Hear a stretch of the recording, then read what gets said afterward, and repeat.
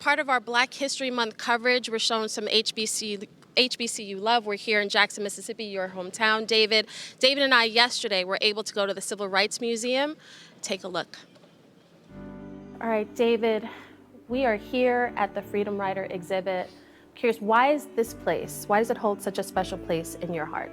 Well, my dad was on the first Freedom Ride bus into Jackson, Mississippi, and his introduction to Jackson was getting off the Freedom Ride bus with a bunch of brave people who were trying to enforce desegregation in the South. And he gets off the bus, they go through the bus station, through the back door, immediately into a paddy wagon and sent straight to jail. So my dad's first time in Jackson, Mississippi, he was put in jail, and that's the beginning of his story of Mississippi. That's the beginning of my story, my family story of being in Jackson starts at this pivotal moment. And we have photo evidence. That guy right there, yeah, that's my dad right there. He is, that's him on the Freedom Ride bus coming down to Jackson. There's U.S. Marshals there because it was such a dangerous thing for him to experience. They had already bombed buses in Alabama. There was real concern that they were not going to make it. And my dad was actually kind of reluctant until during the planning stages, he heard somebody say there's no space in this room for both God and fear. And then he was locked in, and there was no looking back from that point on. So a lot of us, we hear about our family history passed down orally, but you are able to walk through this museum and see your family's history, legacy, photos of your father. At James Chaney's funeral, Dave Dennis looked at Chaney's little brother Ben and was overwhelmed. I know what they're going to say, not guilty, because they want to start him for the traitor. I'm tired of that. What is it like for you to walk in this building? Yeah, it's really surreal. It's like an out-of-body experience. Like, there's pictures of my dad here, of course, but there are so many other people who are pivotal in the movement who shaped my childhood, who I grew up with. They'll see pictures of Jerome Smith. There's Doris Castle there. There's Hank Thomas. There's just so many people who defined the movement and defined this country and defined my life. Like, I grew up hearing their stories at the table, or hearing Hollis Watkins sing songs from the movement and Bob Moses tell about what it was like in Mississippi, and they really defined who I am and defined the country. So when I walk through here, two things I feel: infuriated and inspired. I think a lot of people that are coming in here, what do you want them to walk away with? What's the message that you want them to leave here with? Pride, extreme pride, because what this museum tells is the story of how regular folks in Mississippi changed the country, brought democracy to America, and they were sharecroppers, lawyers, business people, but regular folks, right? And you know, they did the best that they could, and what they did was they won in a time when they had so many obstacles against them. So what I see here is I see victory, and I see a reminder that no matter how bad things seem or how bad things can get, you will always come out on the other side victorious if you believe in freedom.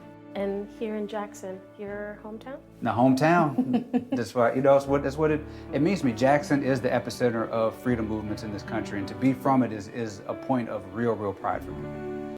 I am so honored. I'm trying to hold this together. I'm so honored, David, to have your father, Dave Dennis, here.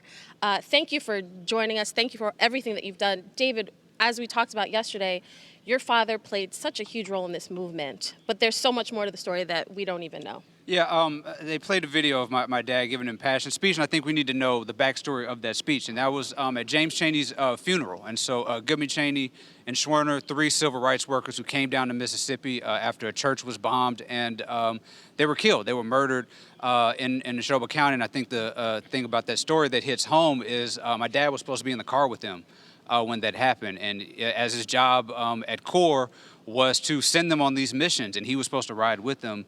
And he had bronchitis, and he had a bad cough. And Mickey Schwerner said, "Don't get in the car with us. We got it covered." And they never made it back. And so my dad delivered this eulogy for James Chaney, and it really exposed the atrocities that were happening in Mississippi, and it changed the course of the movement. And you know, as I'm telling this story, I think it's important to note, like, that meeting happened at the COFO office right next door to here, Jackson State.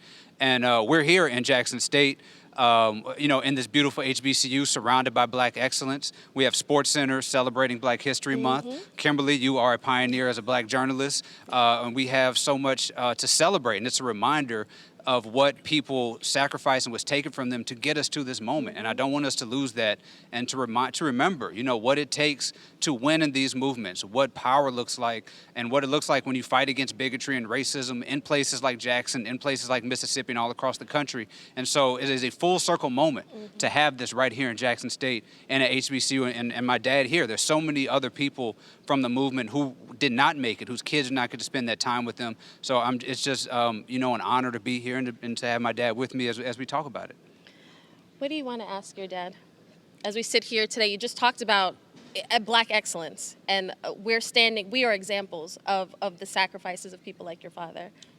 Yeah, so Dad, how does it feel to, you did so much right up the street from here, and now you're here. You're here, and we're watching what victory looks like. What does it feel like for you? Well, this is a very emotional moment for me. It's a crazy circle. But right now is that one of the questions I'm always asked is that, was it worth it? I mean, a lot of my friends died. I was with Megner 1 hour before he was assassinated. Cheney, Goodman, Swerner, 24 hours before they were murdered. And I lost a lot of friends, Hollis Watkins and others, as Davey called those names. When I look around me, though, and look at the kids behind me, and visit the HBCUs, especially the work I'm doing with Jackson State now, is I say to them quite often now, it was worth it. I wouldn't trade one moment, one beating, one time in jail for what I see right now is. So it might look difficult, but right now, what I can see is the future is very bright. And young people just keep working. And God bless the HBCUs, because if it was for the HBCU, I wouldn't have gotten an education, wouldn't be here now. Thank you, Mr. Dennis. Thank you. Thank you for your sacrifice.